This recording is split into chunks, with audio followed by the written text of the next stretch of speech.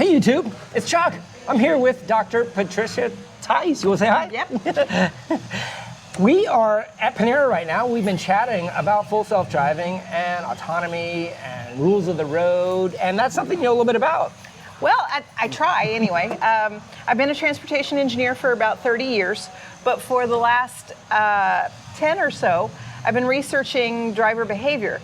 And really the psychology of the driver and how they interact with the environment around them, what it takes to be able to get them to drive in a way that's alert and aware and attentive. And we were just talking about how most of the time we don't, and that's actually okay. Yeah. Most of what we do for driving is very automatic. You really don't want to have to think about what you're doing. For the first 6 months, when you're learning to drive, you do. You have to think very hard about what you're doing and how you're driving. And you don't drive very well. Yeah. It's kind of miserable. So we're going to go jump in the new Model Y. This is the 2024 Model Y on Hardware 4, AI 4, and it's running FSD supervised. Hey YouTube, me and Dr. Tice are in the car, and we're getting ready to go do the turn first. I'm gonna let her tell us where to go, and we'll figure it out as we go. But since Tesla won't back out, we're gonna do a little bit of parking lot scenario here, and we're just gonna see if it can get us where it needs to go. Now, there's an interesting scenario up here where if you look at that intersection up there, there's not a light. There's not a light, and we're going to the left. I don't think it's gonna be able to understand if it goes there. Well, let's see. So I'm just gonna give it a little bit of a motion here, and we're engaging in the parking lot, which FSD is currently not rated to do. It did, absolutely it did. Let's see where, now the map is sort of saying, let's get find our way out here. I think it's gonna make it actually with that, because if it goes to that stop sign and takes a left, it's got a protected turn here. But this parking lot scenario you and I were talking about a little bit, see there's a pedestrian behind this car I can already see. But it's already realized he doesn't have a trajectory or a vector that's going to jump out in front of the car. There's some symbology on here where VRUs, vulnerable road users, turn a different color when it thinks it's an interest. Now this car is turning in here, and it started to creep out, realized it was turning left. Now we do have a little suicide lane here. It doesn't really ever use that as an optional median to jump into, and it's going to go straight across. Now, interesting. I'd probably be flooring it right now because there's a green light up there, right? Yeah. The Tesla doesn't ever do that. And we're not protected here with the green arrow. So it's gonna have to calculate this trajectory, and it's a yellow light. Is it gonna wait? Oh, look what it did. Uh-oh. Is it gonna go? It did. It did. It did. It ran the red light, but it ran it late. As a human, I would have gone as soon as I recognized this car stopped. Well, what's wild is, I keep hearing reports that full self-driving is kind of like your grandma driving it. And I see why they say that. It's a lot more hesitant. Right. Now, in this version, depending on how many videos you've watched, with the implementation of 12.4, and we're on 12.5 now, I don't have to touch the steering wheel anymore. But this camera up here is God's eye view. At a stoplight, I can fiddle down with my phone, I can look left or right, and it kind of knows that I can be distracted now. But as soon as that light turns green, if I'm looking at you, it's going to start saying, pay attention to the road. So I saw that the other day. Your visor had blocked it. Yep. And right now, this version doesn't allow sunglasses. That is apparently very soon coming in the next release. I was going to say that's kind of important for Florida. It is very important. Yeah, so I'm going to look to the left here, and you're going to see here in a second, it's probably going to say, pay attention to the road. I'm trying not to cheat too much with my eyeballs. I don't know if it can see that or not. Is it going to? Wow. Not yet. Did it say anything? I wasn't even looking at it. But if I look at the screen, and it knows I'm looking at the screen, see that? Pay attention to the road. Apply turning force. Now, if I look straight ahead, it goes back. That's its interesting. That's its driver monitoring system. Is eyes front. It doesn't like you fiddling the screen. If I fiddle with the map too much, it's gonna say, but it gives me a warning, and it starts with a blue glow, and then it'll turn into a red hands and audible. So I see that. Yep. And I see the blue glow too. There it is. Now if I look back ahead, straight ahead, it goes away. Fair enough. Yep. So I sometimes slide back and forth to see the route we're making here, and I see that my trip Actually, I added the waypoint wrong. Now it's correct. So now it's going to do, at that light up there, it's going to turn to the left. It's one of those lights just like the one where it can be green unprotected or green protected if you hit the light just right. But this, unlike many of the other ones, it's got this great forward view camera that can see the longest of any camera on the car. Wide open, really no block. I don't ever worry about this intersection. It's very, very solid. But there's a lot of indications here on the screen that also tell me what it's thinking. You know, the color of the line, the black stop line you see, it's short, no longer has a vector. So now, as a driver, I'm starting to guess when it's going to go. Now this car is going to present another scenario here where it's blocking what I need to see. Yeah, it is. So now all it can do is creep and try to get a view. And I see there's cars coming, so I'm not going to let it go. But now it's committed to the intersection, just like the last one. If it turns red, it's also got to get out of the intersection. But it's got a perfect view now, and it kind of solved itself. Oh, I see that. And here we go.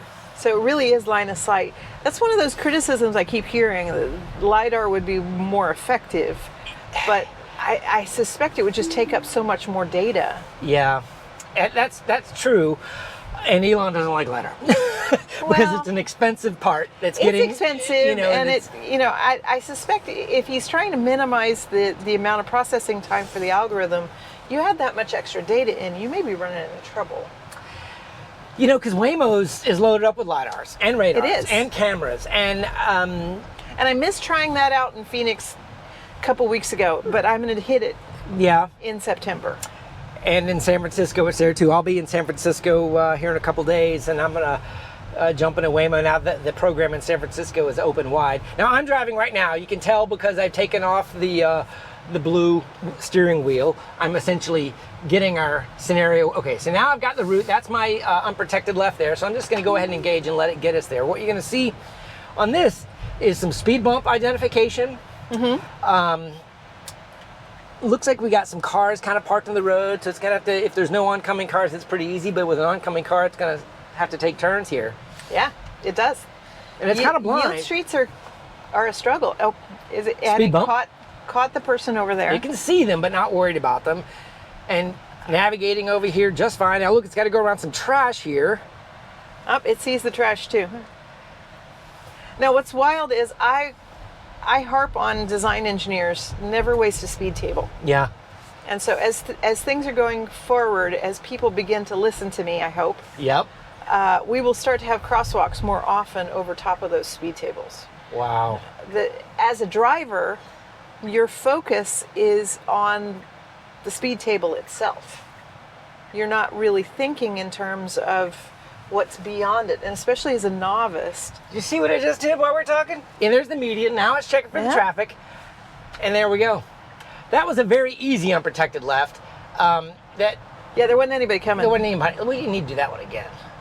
We need to get some traffic. We can do that in again. Yeah. What I was saying is that as a novice driver, you're focusing, trying to gauge your speed, trying to get up to the right speed to go over that speed table, and then know when you're over it. Yeah. And so your attention gets really focused in on the speed table itself instead of scanning the wider environment. I had a friend of mine, she was teaching her son to drive, and he goes over, he starts going over the speed table, and he almost runs into the pedestrian crossing in the crosswalk 300 feet down the road. Now we've got a U-turn here that it decided to do to head back that way. It can do U-turns now, but in this scenario you can see it has to look through the trees a little bit. Yeah. This is another scenario that I'm not 100% sure whether or not it sees through the trees or not. I see it going like, in see, here's and a out. gap I don't want it to take. See that right there? Right. If it starts to edge, and it went for it. Okay, so now that was the one where I didn't want it to take it. And it took it anyway. And you and I both saw those cars coming. Yeah. And that's that distance I was talking to you about at the table. And I'm like, don't take that one, because if you wait one more second, it's wide open. Why did you take that gap instead of waiting? Well, because it just can't see that far. And I think the visualization really helps with that, because you can see in the visualization about where its visual range is stopping. So the argument against that would be, let me just say that they would say the people that disagree with that point would say, oh, they're not obligated to give you everything the car can see on this visualization. This is That's probably a true. pacifier for the human to Fair understand. enough. I don't know whether that's true or not. I'm just doing the U-turn here manually before we do another unprotected left turn, and I'm gonna go ahead and set my route up a little bit different now, where I'm gonna edit the trip. I'm gonna add a stop called the fire station. And the fire station. I remember that one. Yep, I'm gonna go there. And then after the fire station, I'm going to add the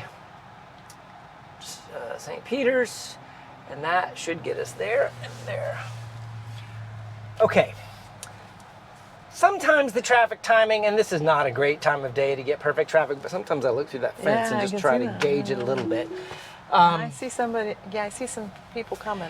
So here's the stop that we do for NHTSA, and if you can see, we can't see to the left. No, you can't. That's see honoring squat. that stop sign. So now here's the creep, and now here's where it's gauging the traffic, and there's a small gap here that I don't want it to go for, and it didn't. Yay. That car was going a little faster than the speed limit. I could perceive that. Now here's a small gap. It can do this with the right commit, and it's wide open to the right, and it's going to do it. It is wide open to the right. Pause for it. Didn't need to.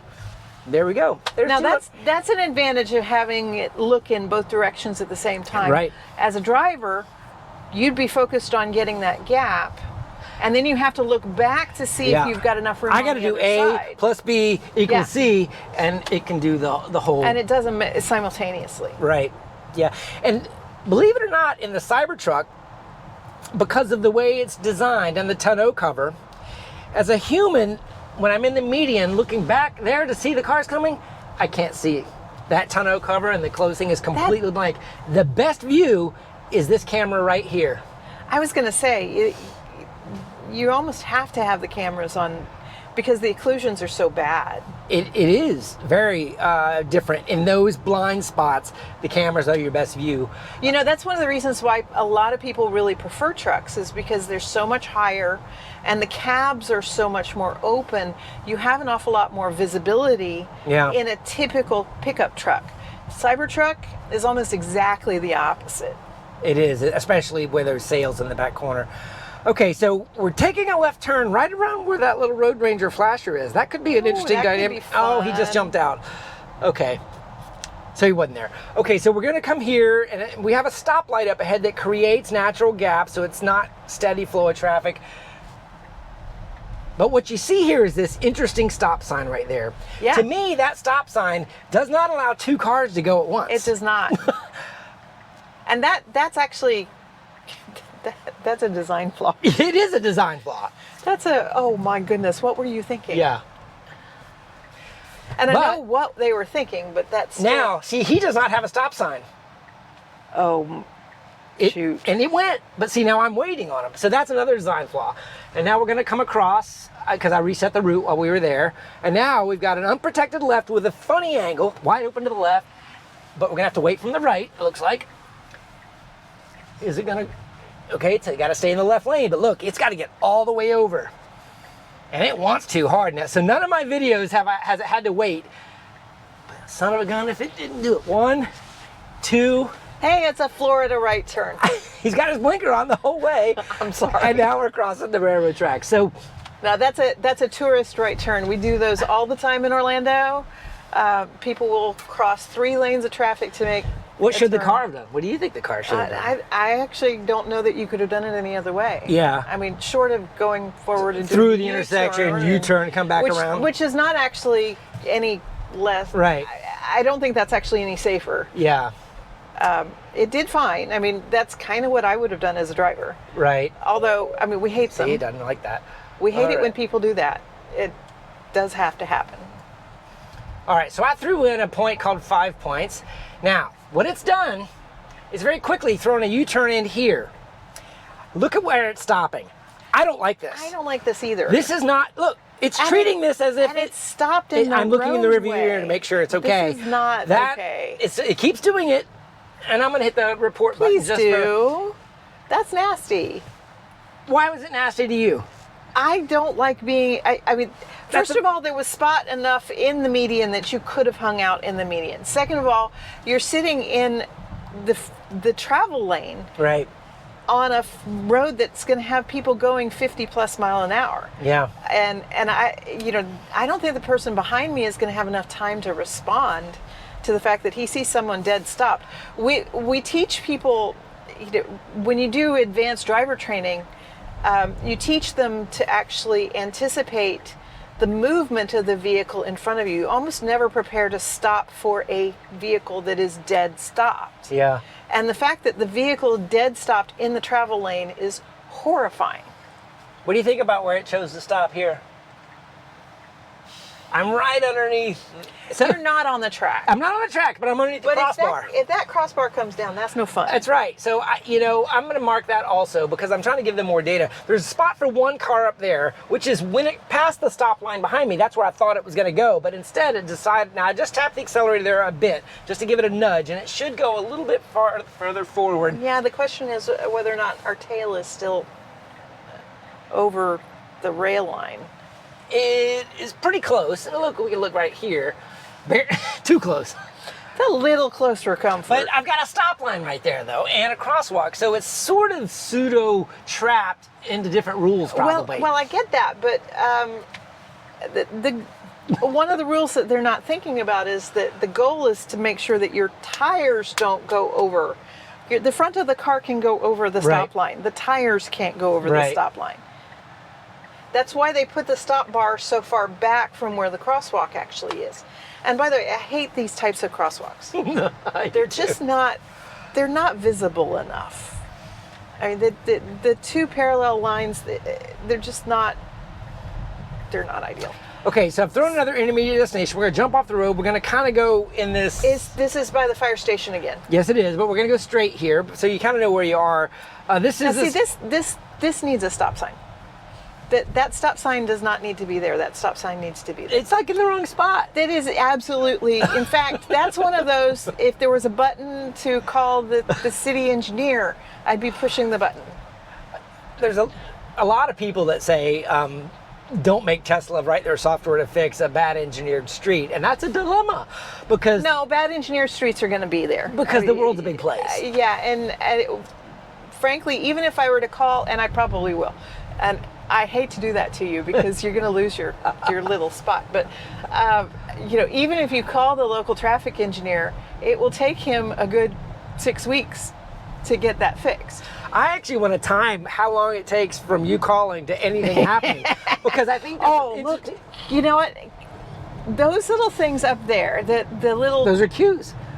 They're human cues, and we respond to bodies in ways. Tell the camera what you saw because they may not have seen Okay, it. so what I saw was it's one of those little flaggers. They're bright green. They look like a little toddler who's about to run out in the street, and someone had actually posted them up on a utility pole about 20 feet in the air. Okay. Yeah. As a human being, I am geared to identify anything that looks like a body moving. And if it moves, that's even better. Right. But neurologically, I'm going to identify anything within about a 16-degree angle from center that's moving or that looks like it could move. And I'll identify that before I'm conscious of it because our minds are built to do that. It's actually built into the dopamine pathways. Interesting. And so, and the way we know that is that when you start going into Alzheimer's or Parkinson's, somebody comes. You see what I'm saying? Yeah. Now, see how it's dark? It noticed that car was backing up. Yeah. Oh, sorry, we're just interrupting as we have different things happen. That's the other issue is that when you're driving, most of the time when you're driving, you're thinking in terms of tool-to-tool manipulation. You are manipulating a large tool around a bunch of other large tools. Right. And all you care about is whether or not those other big tools, which are big and easy to see, are going to conflict with your big tool. What happens when you go into a downtown area or when there's a lot of people around is that you start picking up a different behavior. You start picking up a different focus. You begin thinking socially. You see the people ahead of us, the gardeners human beings are built to see that faster than anything else we see in the entire environment. And that's one of the concerns I've had about self-driving cars, is that yes, they see everything, but do they give the same priority to that we would? You know, I think Tesla has iterated on the VRUs. I'm just classifying everything you described there as the vulnerable road and it user. is VRUs, yes. Yeah. And it's been a pendulum swing. And when they overdo it, it interferes with traffic and the ability to navigate. And when you underdo it, you make people too comfortable when you go too close to a bicyclist or a mom pushing a stroller. You don't give them enough room. You know, you got the whole road. Why didn't you give mom with her stroller the whole lane instead of squeaking by her? So they've iterated on that. And this version is pretty good, I have to say. But I don't know. Well, I think there's a difference. The example you just brought up is really interesting, because there's a difference between seeing it and responding to it. Right. And those are two different choices. You know, Right. you volitionally don't actually have as much of a choice about seeing it. Even if you're not conscious of seeing it, because it's not that critical, you will unconsciously still see it. And I think the identification of it is the first absolutely critical question. The second question is, what do I do about it? Right. And a lot of times you see it and you don't do anything about it. And that's perfectly fine, because you didn't need to. For instance, as we're driving down here, you see we've got this wider, so probably a 6-foot side path over here that runs up to the bridge. And we designed them to be wider because we want them to serve pedestrians and cyclists. If the cyclists don't feel comfortable on the road, we want to give them enough width that they can actually do that on the sidewalk if they want to. Now, this person up here that's jogging on the side path, we see her. And the car is saying no problem with the color. That's what it means. And it should, because it's not a problem.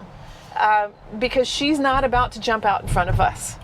And so that's the other half of the equation. Right. There are toddlers over there in the playground next to us. None of those are conflicts. And a lot of that comes into speed management. We think about, as designers, a lot of designers will think about trying to provide a clear zone, trying to provide an open area so that the vehicle can right itself if something stupid happens. And usually it's something stupid, not something weird. Yeah. The thing is, those conflicts are not always real conflicts. Just because a person is there doesn't necessarily mean that they're a conflict. Right. I will caveat that with, I really would prefer to see an awful lot more vertical elements between the sidewalk and the roadway more frequently, even if they're not large, because it gives the pedestrian a little more comfort that the driver has some skin in the game. Right. Because they do. Right. And yeah, you don't want to put a 12-inch wide oak tree in that boundary, because if something stupid did happen, you could lose your life over that. Right. But I get pretty cold-hearted on those kinds of things. If I'm going to have a pedestrian regularly on that sidewalk, I would rather choose to sacrifice the person who is in the huge steel cage, right, than the pedestrian on the sidewalk. Yeah. If a little bit of a trolley dilemma. Yeah, it is. It's exactly the trolley dilemma, and I think we've been choosing badly, actually. Yeah. So traffic circle there, very lovely, very low stress. It does those fairly well now. It's iterated over the complexity on those. Jacksonville and Florida in general is not traffic. It's not Indiana where they have them everywhere. We haven't figured them out as much. These intersections used to be horrible, but now they're a dream. Traffic circles are so much easier on everybody. It just took a long time for us to really get used to them. I have noticed that Florida pedestrians don't know their rights in a traffic circle. Here's the interesting one with a golf cart kind of over to the right. You see it's going the wrong way. Car going the wrong way. Oh, he tagged it. It did tag it. That's the thing. They can be much safer, but only because we pull the crosswalks back away from the circle. Right. And if you're not using the crosswalks where they're designed to be used, right. you're probably going to be in trouble. Exactly. They are the safety histories on roundabouts are orders of magnitude better than plain intersections. Right. For vehicles, pedestrians, bicyclists are the one iffy case. We really are still struggling to figure out bicycles in roundabouts. Right. Although I've seen a couple of details that have been really interesting, where they actually pull a bicycle path off to the side around the roundabout so that the bicycles actually have their own space. Huh. Haven't seen them anywhere in Jacksonville. And I honestly, in the last 4 or 5 years as I've been watching this, I think I may have seen 2 or 3 nationally. So I changed the route up just a little bit to kind of get us over to a scenario that's got to kind of cross a whole bunch of streets and then get over to a different part of town using kind of a combination of stop signs, but a little bit more unmarked roads you see here. Right. Where we got to go around trash cans and we got to go around parked cars that are using their... And unmarked roads. And unmarked roads, yep. No curbs. That's one of those wild things. I'm not sure that Tesla would have been able to do self-driving tests in a place like the Netherlands. Interesting. I think it would have been far more difficult. I know in Georgia, one of the things that drives me crazy in Georgia is that they don't always actually put stop bars down. Flashing yellows has been another big hot topic. Bet. What do we do here? Are we supposed to stop? Are we supposed to go? Are we supposed to slow down? This one, for me, actually picked it up. Has actually done very, very good with that one.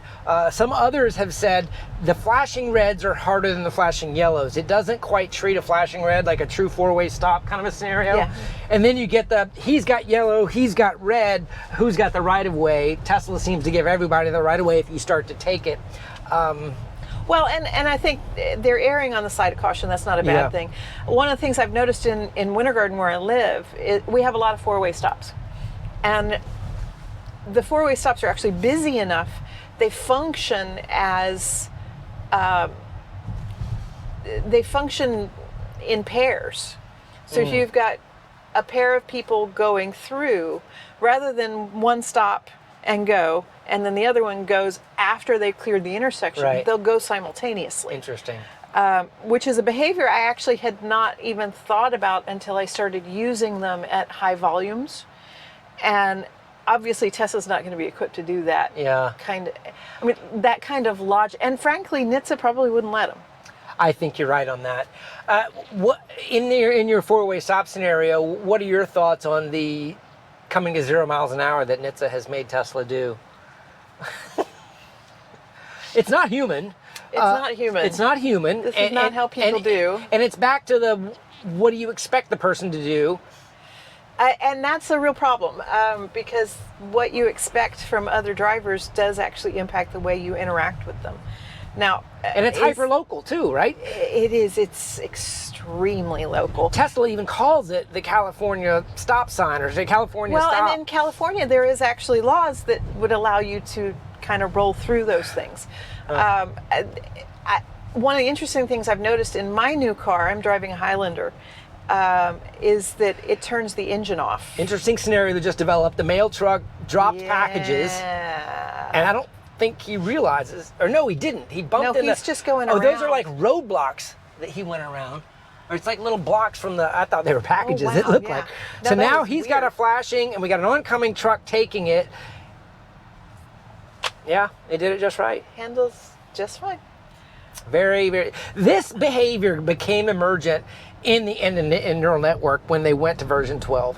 When they took out the C# code, that behavior, I'll use the term emergent again. No, well, and it's the street functioning as a yield street, which is as it should be. The point I was making, there was a point I was making. I'm sorry, I keep talking. No, you're allowed because there's stuff going on. Another unprotected left coming up is what we're doing here. So we're jumping out with a stop sign, and this is the northern end of Roosevelt. And I normally don't do this one, so I'm gonna have to just kind of. Well, there's a house in the way, darn it. In California, that's allowed. One of the things I was wondering, I've noticed with my Highlander that it turns the engine off when it stops frequently. Okay, it waited. Oh gosh, it waited hard. Is it gonna go? No, don't go. Okay, I'm in the median, and I don't know if you can see. Don't go. It's crawling when it should not be crawling, because what it's doing is it's scaring the other drivers, but I think it's crawling to get its rear end out of the lane. That's what it's doing. And now it's, whoa. That was a little scarier. It was impressive, but I was on edge because that's not my normal turn, and the dynamics and the angle and how I fit were all a little new, but I might need to add that one to my list. Wow. Yeah, you do. You'll have to do that one again. I suspect that there's going to be more people doing rolling stops at stop signs going forward, because if you come to a complete stop in some of these vehicles, turn their engine off, you can't make a very fast recovery. Right. Our cameras got hot, so we're going to let them cool down. So that's with that one is still on, so we can actually keep that one on. So there's this dynamic that if you actually come to a full and complete stop at a stop sign, it will turn your engine off. Huh. And then when you try to go forward, it has to actually crank the engine again before you can go. And I've noticed behaviorally for myself, I don't want to actually come to a 0 mile an hour anymore. Yeah. Because if I go to a 0 mile an hour, it turns my engine off. And that's interesting. We're training our drivers to do something that they weren't doing before. Right. And that's going to make this whole issue between the NHTSA stop and the rest of the population, it's going to make that gap even wider. Yeah. This is fun. Another flashing yellow 5-point intersection I brought us to, and it should. I put the point a little too close. What I wanted to do here, and I didn't have my waypoint, is I wanted to take us through downtown, navigate to Everbank Stadium. I haven't figured out how to do that on my new car yet. All right, and let me see which way. I know it will. This is going to get us some highway. Nice. Yes. So, I'm trying to think about it. I mean, this camera is still rolling, but obviously the view's a little bit different without this one. So I'm going to just try it again and see if it'll do it. All right, we got some camera overheating issues, so we're going to try to do the best we can. But if we do get cut off again, we'll just chop this together as best we can. Got a little stick, it just gave it a little bit of room. Don't know if you noticed that. I didn't, but that's super cool. I keep cutting you off because the cameras and navigation. You're seeing things I don't see, and I want you to cut me off. Yeah, it's perfectly fine. Yeah, so what we put in is, we put in a destination that I haven't taken you guys to before, downtown. I don't do a lot of downtown driving. But I think you're making me think I should do a little bit more with what you're talking about with the VRUs. There's a lot of, what's the right word? When the stadium has a football game, they turn all the lights into unique directional traffic flow lights. You know, the big X's or the green arrows. And to me, I'm like, how do you embed that in map data? Or do you have to be able to see it? Right? And some people down in Orlando, there's even some of those for I think highways. Over time. Well, we've installed them. We haven't actually turned them on yet. They're it's meant to have like 5 lanes, and then one direction you have 3 and 2, and then at the end of the day you and go then back. you can. Those are actually not. We do them when we absolutely have to. Yep. They're no fun from a safety standpoint. Okay, the car did not like that truck. I don't have anybody behind me, so I'm just letting it do it. I don't know what it sees. It sees it's seeing the one ahead now. It's being cautious. It's tight. But see, we do this too as human beings. We're probably not that cautious. Yeah. This is 70-year-old driving. Yep. This is the driving you get from a 70-year-old. Well, because like I talk about with my unprotected left, the high-speed cross traffic just takes the decision-making time down to nothing. As soon as you slow down, you increase your reaction time that you can have to be safe. Well, and people do that too. I mean, we know that we manage the workload that we're dealing with the speed that you choose. Right. Now, and I say choose. I don't think it's actually consciously chosen. In fact, I think it's almost never, the speed that we choose is almost never consciously chosen. Huh. There are occasionally times when you're on a highway that you know it's fairly heavily enforced, or you have a section of roadway that you know the police stop people all the time, you're actually looking at the speedometer. But the vast majority of the time, you look at the environment around you and you drive what appears to be appropriate for the environment you see. That's what Tesla causes auto. Yeah. That's why sometimes we go 41 in a 45 and sometimes we're going 53 in a 45. Well, and I think that's really rational because that's the way the rest of everyone else drives, and it almost stopped. Did you feel that? I did. That felt like decision making. Yeah, but that would have been decision making for us too. And it was decision making. Does the car think that way though? Yes, actually that's part of the algorithm. It tapped it, but is there an algorithm in the neural network? I don't think there is. No, that is part of what goes on in the neural networks. My very first Python class, after 25 years of not programming, was actually a machine learning class, and we learned neural networks. And if you're doing this in real time, that's exactly what it's doing. That was the first time I think you and I have been driving where you could almost feel the available latency that it had. Yeah. Like in other words, yellow, tap, never mind, go. It saw that this was a potential decision point. It backed off just enough to give it space to make either decision. So it's made an intermediate decision to give it room. But do you think it made the decision to go through the yellow because it realized it couldn't stop? Or do you think it made the decision to go through the yellow because it knew it could do it before it turned red? I think both of them are a part of that network. So just for navigation, we just merged on Interstate I-10 that's merging on Interstate I-95. This is probably one of the busiest interchanges in... Woo!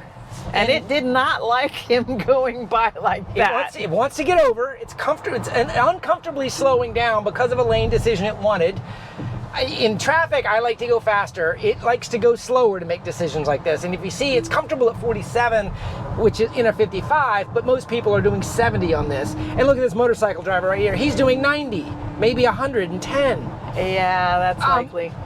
So the Tesla slowing down in every situation, to me, isn't always the safest choice. No, it's not necessarily, but I understand why it's doing it. I mean, this comes back to that workload question. You manage the workload that you're dealing with the speed that you're using. But unless I'm identifying this car as a robotaxi or a vehicle that doesn't have a driver in it or that's not driving, I am a human to everyone else. Yeah, you're part of the flow. Right? So that's kind of why I think. But that's the other thing. If you had really felt like there was someone behind you and you felt unsafe, you would have intervened at that point. Absolutely. And I was looking in my rearview mirror the whole time to see if I was disrupting flow, and had I been, I would have disengaged. Well, and that's one of those questions I brought up earlier. I have a 22-year-old with Down syndrome, and one of the use cases that is most critical to me, as a human being, not as an engineer or a researcher, is this idea of what does it take to actually be able to create something that's safe enough for Katie to use. Right. That's safe enough for someone who's in the early stages of Alzheimer's to use. I'm going to create a navigation scenario. It wants to go on a road that's all highway to the stadium. I'm going to take it through downtown a little bit more. So that disengagement was me modifying the route. As you should. Yeah, just to get the scenario I wanted here rather than, because that's all highway pretty much though. Well, and the question that I've been struggling with is a question that we were talking about, that the places that you need to intervene are probably the places that she would need the most help. Right. And so having something that does most of the use cases, oh my. A little bit of a dynamic situation right in front of us. So we've got construction workers, cones, we've got don't go in the middle lane here. People. Oh, and it highlights them as a slightly different. I think it's interesting that they don't, that the highlight color on the interface, I don't think it has enough contrast with the regular color. Yeah, like we talked about earlier, this is a pacifier for the driver, I think, the Tesla. I don't think they're spending a lot of compute. I think it, from a human factors, in terms of the actual interface, right? I would like to see a lot more contrast between the salient vehicles and the non-salient, and pedestrians as well. And frankly, honestly, maybe you keep the the color tone that you're using now Yeah. for salient people, and apply that to all people, thank you very much, because all people could at any moment change, and then give a much more intense highlight to the ones that you believe the trajectory is actually going to give you problems. So I'm navigating again to try to create a little bit different scenario to get what I'm looking for in the downtown traffic. Let's see how it does this. And I want to go that one. Okay. You saw we had a whole pile of pedestrians over to the left, none of them really facing the roadway. Yeah. And it didn't even have them. And it didn't have them highlighted, which there. Is reasonable. They're there. Now it's going to pick up these guys. It will. Relatively quickly. They're moving faster. I would have almost wondered whether or not that was, but they didn't, and they weren't salient. It has become really, really good at VRU vector calculation, and I use that term specifically because and that's exactly what they're doing. a mom stopped on the corner with the stroller, not moving, is gray, but as soon as she budges, it turns that as a scenario. I have buddies who actually were working on those algorithms in academia, and so it's a lot of pose estimation. They're actually looking at the body pose and the way that they're moving. Interesting. And the algorithms can tell the difference between a pose that is oriented towards movement or a pose that is beginning to move and one that's not.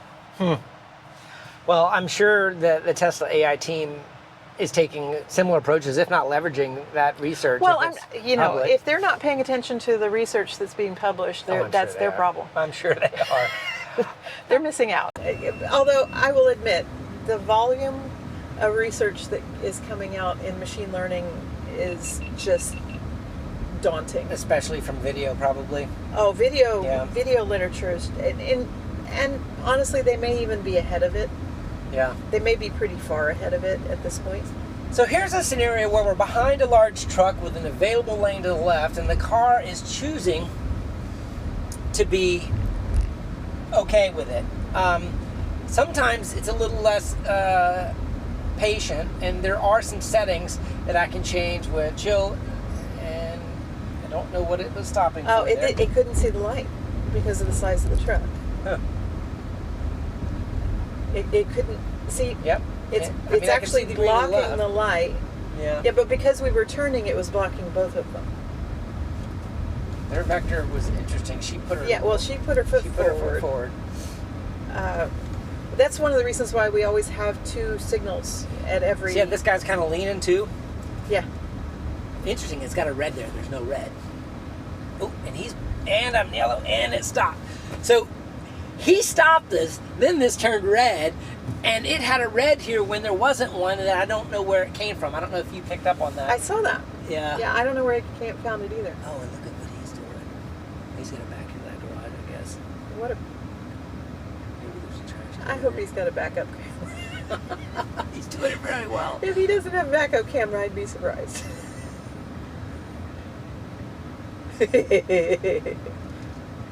Up, and he disappeared from the screen. Yeah. And Mr. Hat is lost.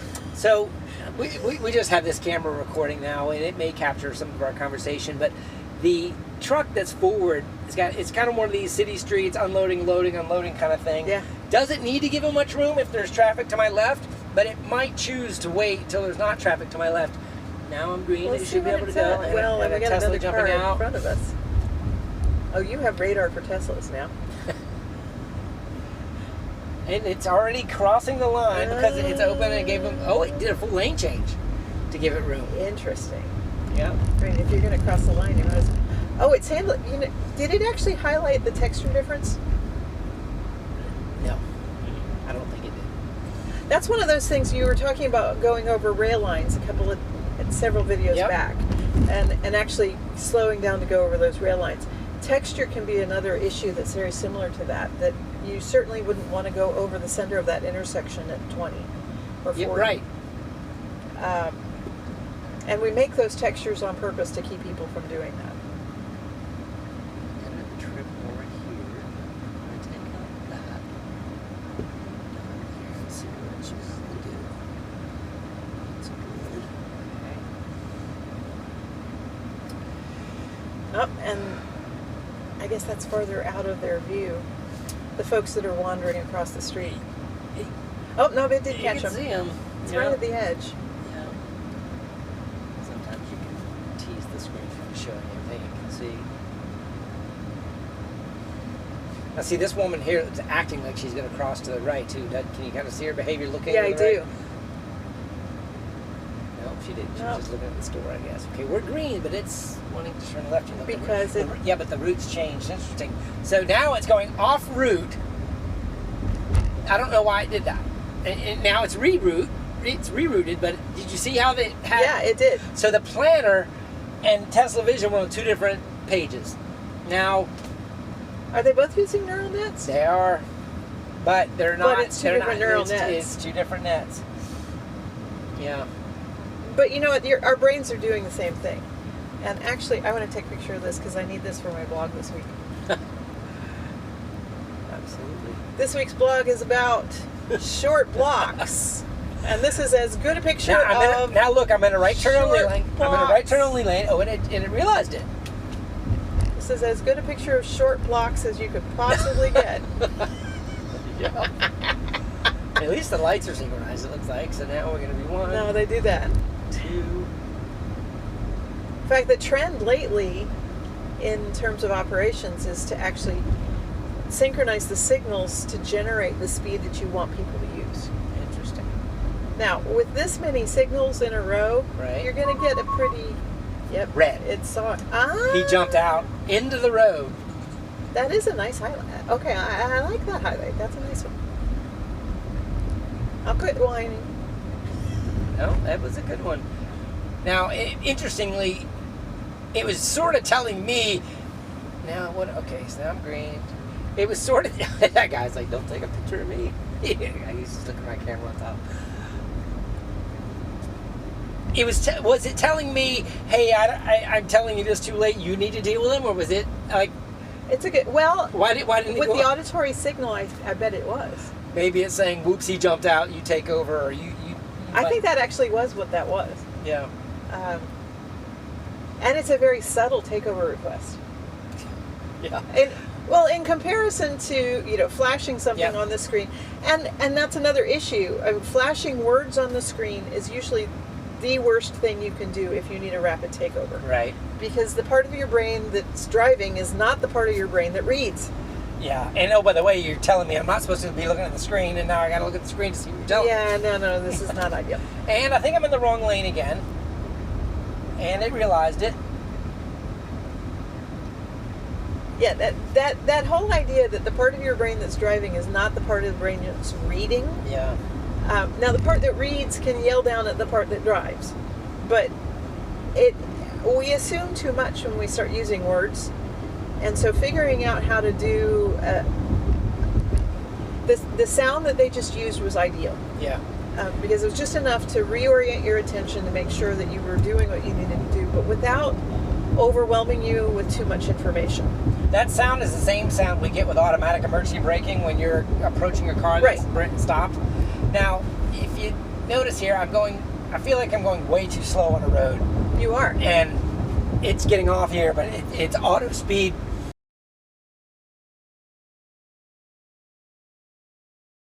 So we have had a great drive. What do you think? I think it's been spectacular. So the reason the cameras cut off is we were filming so long they all overheated. So we just decided to let them go where they were going to go, and we wrapped up.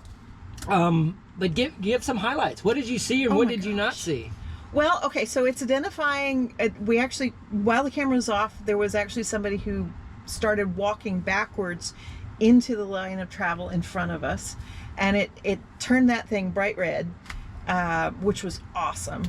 And it gave the same emergency braking chime is what I would call it, but it was a very alerting kind of a chime. We talked about that as probably one of the best ways to do essentially a takeover request. Right. Not a full takeover, but a, hey, I may need some help with this kind of request. Yeah. You made a good point about if you're going to give me an alert, don't give me words to read that tell me what that alert is, because we're not supposed to be looking at the screen yet to know what we're... Well, and there's more to it than that. I mean, the part of your brain that's driving isn't the part of the brain that reads. And so most of the alerts that we see on the screen are text alerts. You know, they are lines of text. And your brain just doesn't do that when you're driving. The part of your brain that reads can shout down to the part of your brain that's driving, but that's kind of the long way around. Yeah. If you give it an icon, an image, the blue highlight on the screen, a red highlight on the screen, something red in particular is very biologically salient. Yeah. We notice red really, really, really well. Yellow is easier to see, but it doesn't alert the same parts of your brain. Interesting. And so using something like red in an emergency situation pulls in something that something like even yellow doesn't. You know, in the airplane flight deck, we have different oral alerts that mean different things, so we don't even need to necessarily read or see what light went off. It certain things, because you know which one it is. Yeah, and there are some general master cautions, and then it focuses you to go follow a procedure. Well, and you know, having a menu of maybe 5 or 6 different tones or musical patterns, and we decode those musical patterns in a completely different part of the brain than we do in language. Right. And so it wouldn't even have to be processed verbally. Yeah. You could have something that was much more, and it wouldn't take very long to train essentially you're training the driver to recognize. How would an auto manufacturer train a driver? Is this a user's manual thing, or is this something? No, actually you use it. They would just figure it out. They would figure it out pretty quick. In fact, I mean, you recognized, that's one of the things he said immediately after, that signal is the signal I hear when we do braking really hard. Emergency braking, right? And you know that because you've seen it happen over and over and over again. Right. You don't train them in terms of training. I mean, you can. Yeah. But it's better to actually train them in terms of the experience. They're going to be cautious the first few times they drive it anyway. Yeah. And so, you know, after they've heard it about 5 or 6 times, in fact, there's research that shows that those kinds of warnings pop up in your subconscious faster than they do in your conscious thinking. Right. For instance, there was a study that Kahneman did that had a card game, and one of the decks that they gave the participants was stacked and was a better deck than the other deck. And within 2 rounds of the game, they could tell which deck was better and which one was not. Now, they couldn't tell you why. They could just, their hand, even before their brain made a choice, I mean, even before they made a conscious choice, their hand would go to the right deck. Yeah. Would go to the correct deck. We were talking about that earlier, that there are things that your brain knows that that the backsides of your brain and the middle of your brain will know faster than your prefrontal cortex will know, or your verbal centers will know. And you respond to those things much faster than you can consciously be aware of them. Right. We were talking earlier about you see human beings somewhere between 0.17 and 0.19 seconds, and conscious thought doesn't really start until about 0.25 to 0.3 seconds. And so you're actually seeing people faster than you can be conscious of seeing them. Interesting. Which is kind of wild. Yeah. But you were talking about that in terms of Tesla's Neuralink. Oh, Elon Musk Neuralink company with the installation of the chip. And right? and that he was beginning to see the mouse move before he consciously told it to move, because his brain was actually beginning to anticipate before the prefrontal cortex would be conscious of what they're actually doing. Yeah. It's fascinating. Well, do you think it's ready to be a robotaxi? I asked that question specifically. I don't expect you to say yes, but you know what? Where do you think it is? I think it's close. I think it's going to make some mistakes. obviously without reverse, it's not going to do it. Right. Yeah, we got into a couple situations today where it needed a reverse to get out. Yeah, no reverse, no go. Yeah. But the real issue is that the places it needs to be a robo-taxi are places where there's going to be a lot of uncertainty and a lot of different things going on. I think it's going to make a lot of mistakes, and that's probably okay. I don't think it's going to kill it. If it kills anybody, it's going to be probably their fault. Yeah. At the beginning of the drive, when I described the bell curve, the beginning and the end of the drive, do you see why I call it that? No, and that's exactly what's going on. It's these edge cases, and it takes time to figure out the edge cases. I think he's got enough of the edge cases down that he needs to actually start training the edge cases, and you can't train the edge cases until it's in a robo-taxi kind of mode, because you've got too many times that you're intervening. Yeah. And actually you're helping it to the point that it can't learn.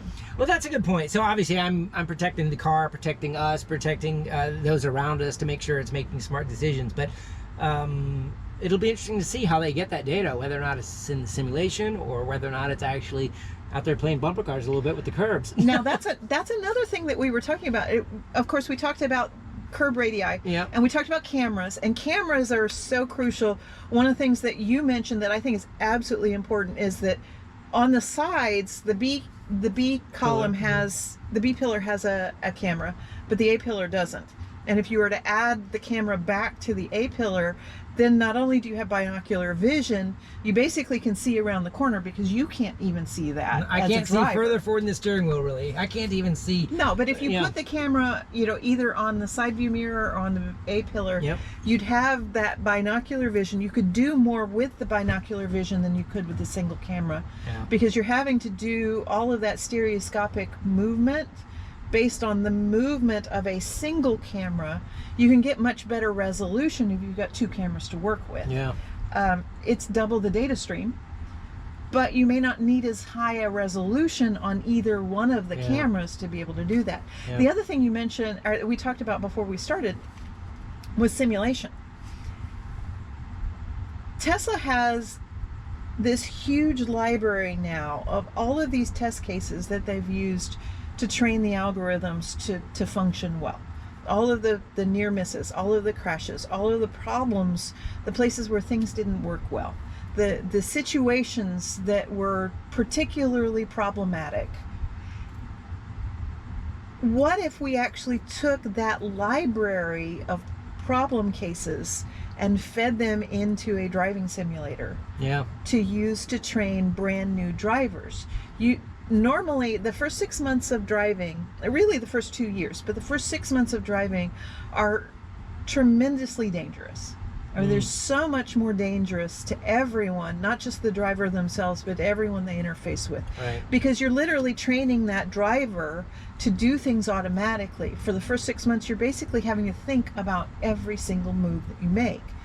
If you were to take all of these edge cases that drivers don't normally experience, that are quite rare, and you threw them into a simulator and used that to train brand new drivers, you could probably shrink that 6 months down to 2 months, because you could give them 6 months worth of experience without in a few weeks even, really. It's an amazing idea, and it's definitely something Tesla could do. I don't know if it necessarily fits within their current business model or their goal structure, but it definitely is something that they could well, a cooperative agreement with an insurance company, if you created a simulator, that's a good point, that had all of those tools in it, and then you sold that simulator to AAA or Allstate, and then you gave this massive discount for brand new drivers once they've gone through that training,